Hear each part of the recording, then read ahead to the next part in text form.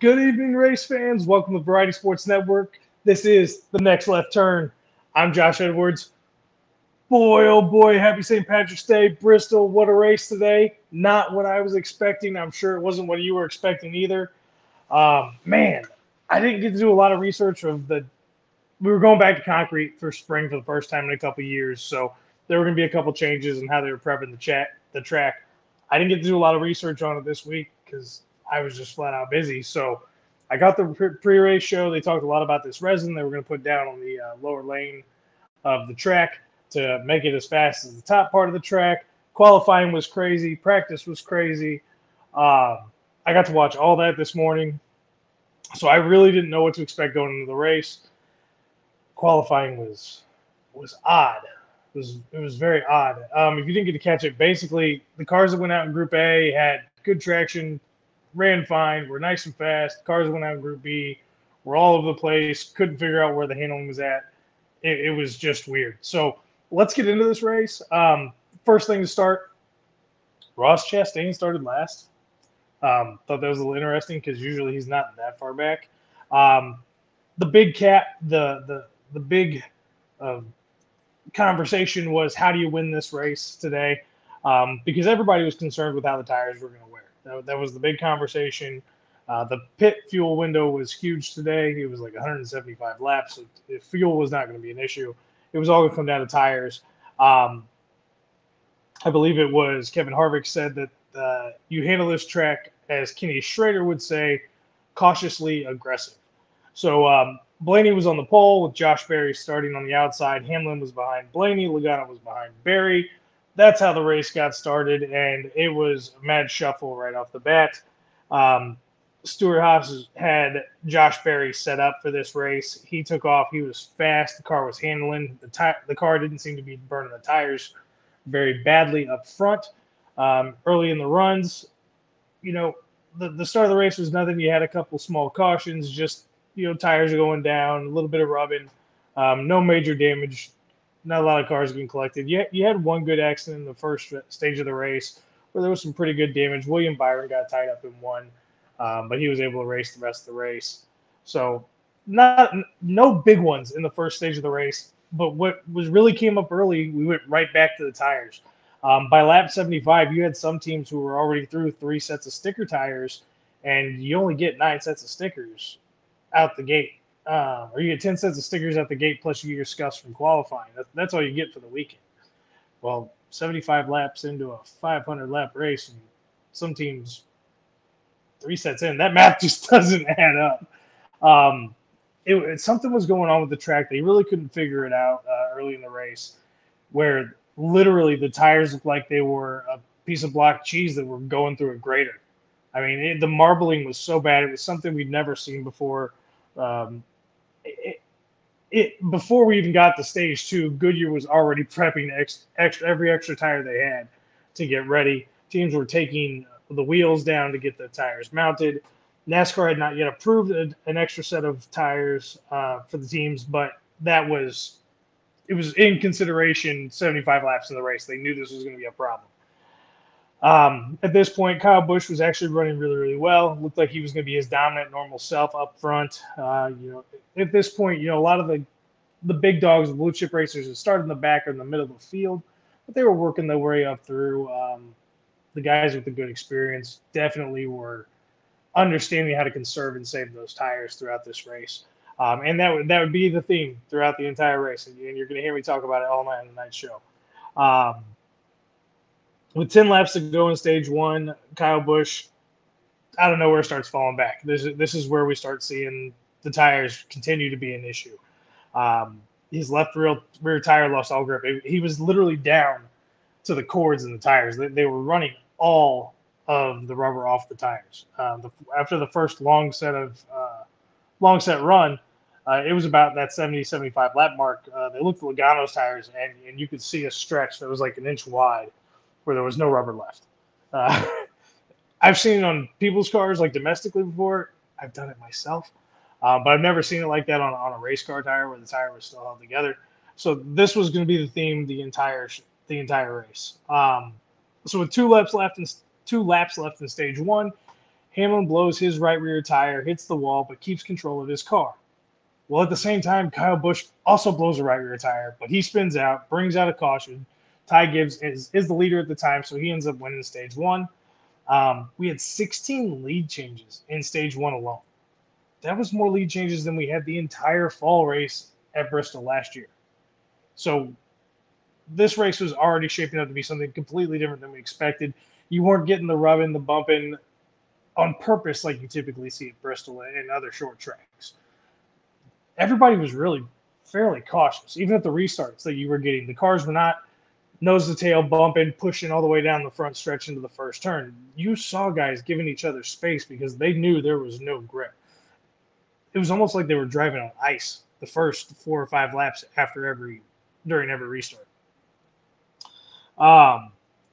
So we keep going. We get some green flag racing. It's starting to look a little bit more like Bristol with extra cautions, because it seems like every 45 to 55 laps there's an accident. Somebody spins out. Somebody loses control. Again, we're not getting any big collection where it's a bunch of cars getting taken out. At this point in the race, and I'm pretty sure we finished this way, only one car didn't finish the race. So like I said, nobody really got collected. There were no major accidents. Nobody got tore up. It was just, there were some damage throughout the race to some of the accidents with cars hitting walls and whatnot, but nobody really got destroyed. So with about 50 laps left in stage two, NASCAR announces that every team is going to get an extra set of tires. So now, crew chiefs teams are obviously trying to think strategy. Up until this point, they've already prepped for the extra set of tires, but they were waiting for the green light from NASCAR. So this news gets out. Obviously, we start getting pictures from pit lane that guys are just running around with these big sets of tires, trying to get them out to all the teams so they have them for the rest of the race. At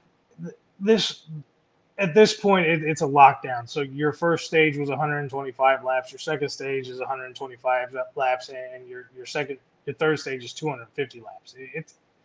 That third stage is going to be grueling. You really wanted to see a lot of green flag racing to help this race go longer, but like I said, it seemed like every 45 to 55 laps you were getting somebody to spin out. So it was going to be an interesting back half of the race. At lap 228, Kyle Busch again spins out, brings out another caution. It was actually the second caution in stage two. All these pit stops are pretty routine. The thing with Bristol is when they go to pit, if you pit during a caution, everybody has to enter coming out of turn 4 down the front stretch, and you got to ride the pit lane all the way around to get to the back stretch if your pit stalls in the back stretch. During green flag racing or green flag pit stops, you don't have to do that. You just go to your stretch that leads to your pit box. Again, tires are a continuing problem at this point. A lot of the thought behind this was that the tire wear would start to get better because the track would start collecting rubber and the track would widen and you'd have more grip up and down the entire track and more of the track would be able to be used and tires would last longer. But for some odd reason, the track never started building up rubber anywhere. The resin, once the resin wore off, cars couldn't hold it to the bottom of the track. Tires were getting eaten up worse and worse. But the big thing was it almost wasn't a Goodyear issue because it's the same tire that Goodyear brought last year in the fall, and we didn't have any of these issues. So it's something that we're definitely probably going to hear about over the coming week, maybe 2 weeks, maybe next month, however long it takes. They're going to figure out why tires were getting grated like cheese at Bristol during this spring race. Most of the drivers, again, I didn't touch on this earlier, were extremely happy that this race was going back to concrete. They all said the dirt race was fun at first, but it had lost its appeal very quickly. It was a tough track to see at. They obviously don't like getting muddy on top of being covered in the smell of gas and exhaust all day. But that's part of the job. So when I heard that excuse, I was like, oh, cry me a river. You're driving a car at 130 miles an hour all day and having the time of your life. So don't complain to me about getting a little dirty, even though you're not used to it. I personally enjoyed the dirt race. Being as I never went to it, I got to watch it on TV, so the visibility thing was never an issue for me. I thought it was a lot of fun. The only problem I ever saw with it was by the end of the race, you were basically down to concrete on the bottom part of the track. But I always thought it was fun. I would love to hear what you guys think about it. Leave me a message in the comments here. Interact. I'll try to get back to you on it. But Yeah. Overall, the prevailing opinion by the drivers was they were happy that we were back on concrete for this track, and because they were back on concrete for this track, Bristol even did the walls in the traditional white and red, um, rotating portions of the wall for the outside part of the wall. So that was something I didn't touch on earlier. So, like I said, we get through that caution, we get through more pits or more pitting. Tire strategies are really starting to change now. Since that extra set of tires is coming, you hear teams are mixing left side scuffs with right side stickers and right side scuffs with left side stickers and taking the scuffs right then and there to get them out of the way to save the stickers for later. You got guys running the stickers, saving the scuffs for. I mean, it's just a whole kebab. Well, Ty Gibbs' team decides to put his scuffs on, and he shoots his way to the front in the middle of all this. So it really worked out for him. Joey Logano's team at the next pit stop, they try to use their scuffs, and it goes so poorly for him that he loses 18 spots right off the bat in the after his next restart. So um, this the Gibbs team just had the setup, man. Toyota has had this short track package on lock this year so far. The first two short track races we've seen, I mean, they dominated last week at Phoenix. Today they just dominated. I mean, it was ridiculous, absolutely insane. Um, so we get to go to the start of stage three because Ty Gibbs won stage two, so he swept 1 and 2. Gibbs Racing gets stages 1 and 2. Um, but Truex and Gibbs, both Gibbs Racing, start 1 and 2 for stage three. At the beginning of stage three, the tires actually start getting rolled out to the teams. At this point, when we last mentioned this, it was NASCAR confirmed that everybody was going to get an extra set of tires. Now stage three, they're starting to actually be delivered to the pit crews, so they have them to actually use. Um, I mean, I want to dive back into the Gibbs team right now because they are just outperforming everybody at this point. It almost looks suspicious. Yeah, they had that extra practice session with the short tracks in the winter and over at Phoenix, so they got to see kind of what tires were going to do and what the new aerodynamic package was going to do and how it was going to run. But um, they have been absolutely dominant the last 2 weeks. Nobody even holds close. Chevy's had a couple cars that are up there. Ford's had a couple cars up there, but that nobody else is close. And Joe Gibbs Racing Team is just putting everybody to shame. Nobody else should even show up right now. It's that impressive. Again, it's a two race stretch, but the dominance is ridiculous. They've led like some 500 laps, over 500 laps in between the last two races. I mean, it's absolutely insane. All four of their drivers led at least 50 laps last week. I once I get the final stats and get time to break that down, I would be surprised if it was close to that this week. I'm sure everybody on the team led this week. They had a 1-2 finish this week, so I mean, it was just crazy. Toyota right now, and Toyota has the best short track package, and Joe Gibbs's team is just rolling with it. And I can guarantee you, if they keep running like this, Joe Gibbs is going to have 3 or 4 drivers in the playoffs come the end of the season. So we're in the middle of stage three now. Josh Berry has a solo spin on lap 311. Beautiful spin out, nice. It was almost like a video game 360. He spins all the way around, straightens it back out. He might have kissed the wall just a bit, barely if any, because it didn't even scratch the side of his car. And he straightens the car out and keeps going. So gotta give credit where credit is due. Josh Berry saves his car and gets to stay in the race. So at this point, back to the tires. The teams all got 11 total sets of sticker tires and their 1 set of qualifying scuffs. We have a restart on lap 323. And on this restart, it's all 4 Gibbs cars. 1, 2, 3, 4. And they're off. We got a new track record today. And this was like around lap 340 or something. We had our 41st lap change. The previous lap lead change record was 40, and that was set in 1991. So, I mean, that was a little bit of a historical fact, today. Um, but even with the slower pace of the cars, the tires still, at this point in the race, we're now another 70, 80 laps later, we're still not getting rubber laid down. Tires are really only lasting 40, 45, 55 laps for the most conservative drivers. and almost on cue. They're talking about this during the race, and it's on cue that, hey, we're waiting for the next accident. We're at that point with the tires. And here goes Stenhouse and Cindric both in between 3 and 4. They both slide behind each other, spin around. Um, I mean, it was almost like it was something you'd see that was synchronized. It was planned. I mean, they literally spun together. It was odd.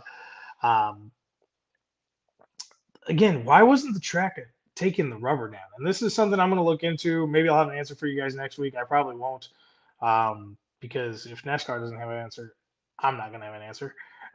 So as soon as NASCAR gives us something, I'll touch you guys up on that, whether that be next week or 4 weeks down the road.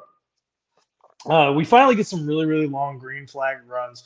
We were getting some 50 to 55 lap runs, but we get a really long one in stage 3 where we actually get to see green flag pit stops, and we actually get through a set of green flag pit stops, which is amazing because of the way the tires were wearing down so quickly and the way guys were losing control, and the back end of the cars were just sliding out from underneath them.